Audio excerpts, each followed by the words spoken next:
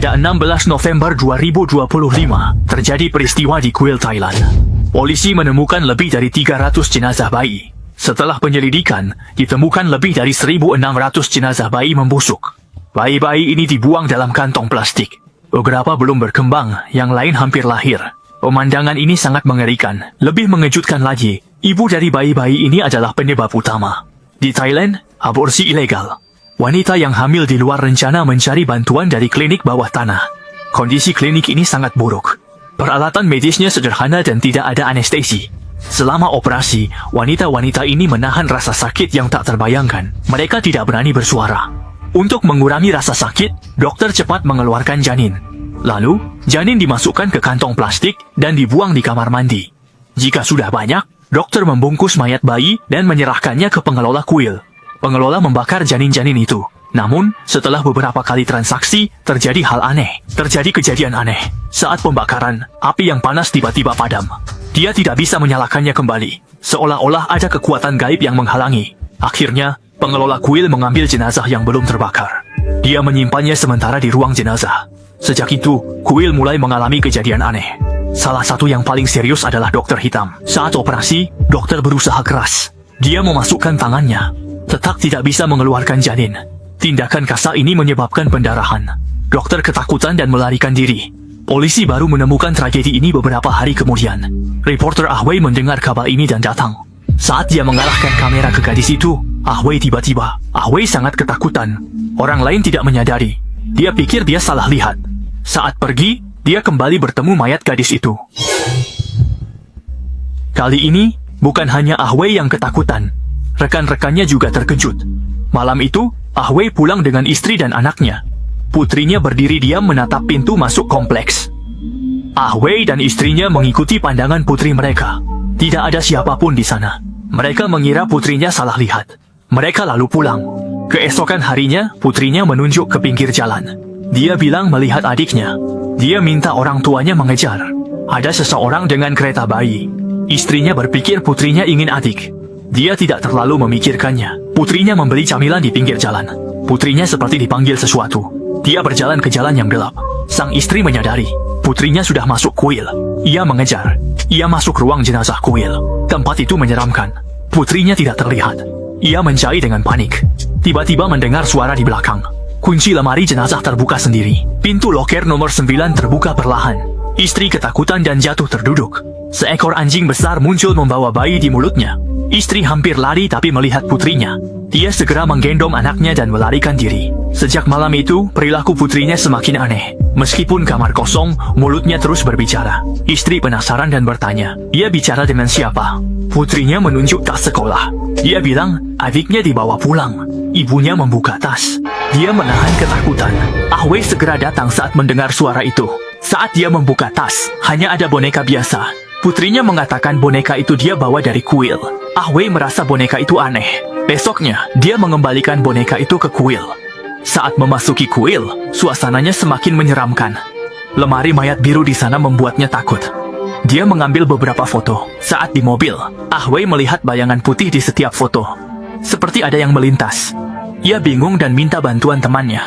Temannya melihat foto-foto itu dan wajahnya berubah. Meskipun rekan kerjanya memberikan penjelasan, Ah Wei tetap gelisah. Putrinya bertingkah aneh belakangan ini. Dia sering terbangun di tengah malam. Lalu, dia melihat jejak tangan anak-anak di lukisan ruang tamu. Awalnya dia pikir itu ulah putrinya. Namun putrinya bilang itu perbuatan adiknya. Istrinya mengira putrinya berbohong. Dia langsung memarahi putrinya. Namun Ah Wei merasa ini rumit. Dia menyimpan kejadian aneh ini. Sayangnya, istrinya tetap ketakutan.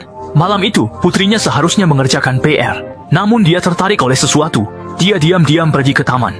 Dia bermain ayunan sendirian. Ayunannya semakin tinggi. Seolah ada yang mendorongnya. Putrinya sangat ketakutan. Namun tidak bisa berhenti. Untungnya, Ah Wei yang baru pulang mendengar teriakan putrinya. Ia segera menyelamatkannya. Namun kejadian aneh ini belum berakhir. Setelah sampai di rumah, Ah Wei video call dengan rekannya. Rekannya melihat putrinya di belakang Ah Wei dan bercanda. Ah Wei bingung karena putrinya sudah tidur. Ia bilang jangan bercanda, tapi rekannya memang melihat putrinya. Rekan kerja Ah Wei mulai merasa ada yang aneh. Layar komputer berkedip tanpa henti. Bayangan hitam melintas cepat. Ah Wei menoleh dengan ketakutan, tapi tidak melihat apa-apa. Dia sangat ketakutan. segera berlari ke kamar tidur dan masuk ke selimut istrinya. Istrinya tiba-tiba membangunkannya. Dia mendengar seseorang membuka pintu kamar putri mereka. Pintu kamar. Mereka segera bangun. Putri mereka tidak ada di kamar. Mereka panik mencari. Tiba-tiba ada bayangan di lorong. Mereka mengejar bayangan itu.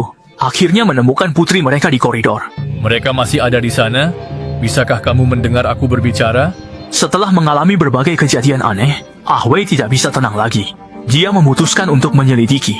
Dia memasang kamera di dekat tempat tidur putrinya. Namun, begitu dia berbaring, kamera tiba-tiba jatuh.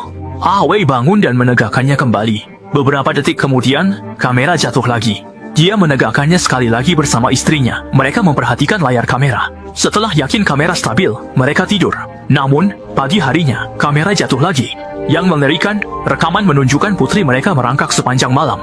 Ia terus memanggil adiknya. Saat itu, putri mereka duduk di balkon. Ia melambaikan tangan seolah mengucapkan selamat tinggal.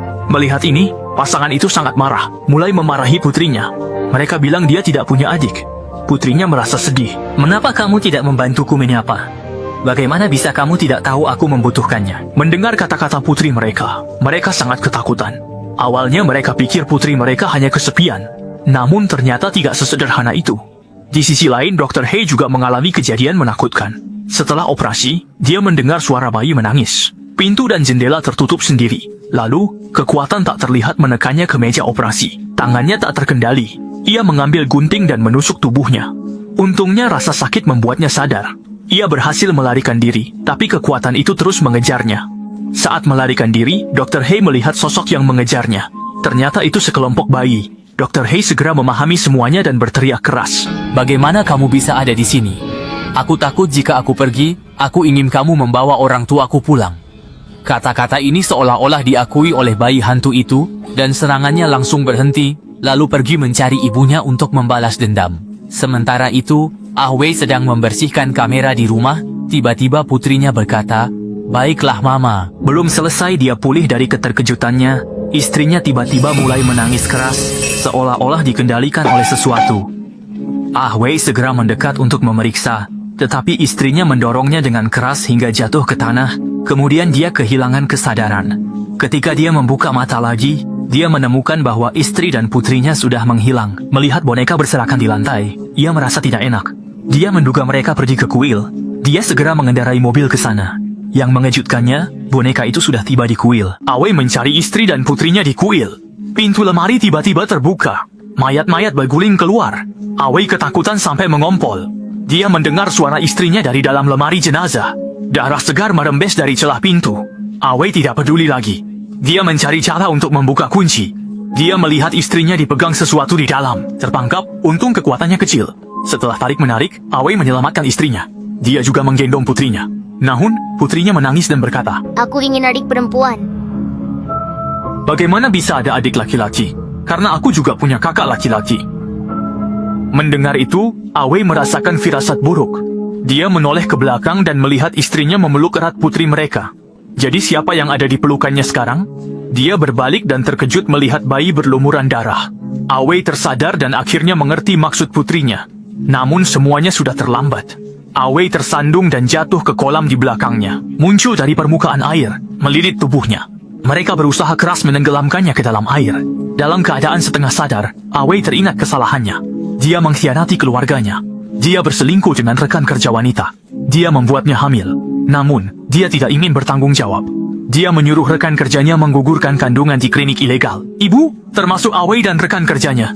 Setelah penyelidikan polisi, rahasia kuil terungkap. Dokter gelap tertangkap. Dia tidak ingat berapa banyak operasi. Dia hanya ingat banyak orang mencarinya. Jika pelanggan bilang tidak perlu, dia akan membantu. Baik 1 sel atau 10 bulan. Tapi kebanyakan anak meninggal dalam operasi. Hanya sedikit yang selamat, hidup. Dokter hitam merawat anak-anak yang selamat. Dia berharap ini bisa mengumpulkan sedikit kebajikan. Namun ini butuh banyak uang. Untuk mendapatkan uang, dia terus melakukan operasi. Dia terjebak dalam lingkaran setan. Sementara itu, Ah Wei dilarikan ke rumah sakit. Dia sudah menjadi vegetatif. Hanya matanya yang masih bisa bergerak. Ada pasien vegetatif lain. Kondisinya lebih buruk. Mata dan janinnya bergerak. Saat gadis itu membuka tirai, dia terkejut. Itu rekan kerja perempuan Ah Wei.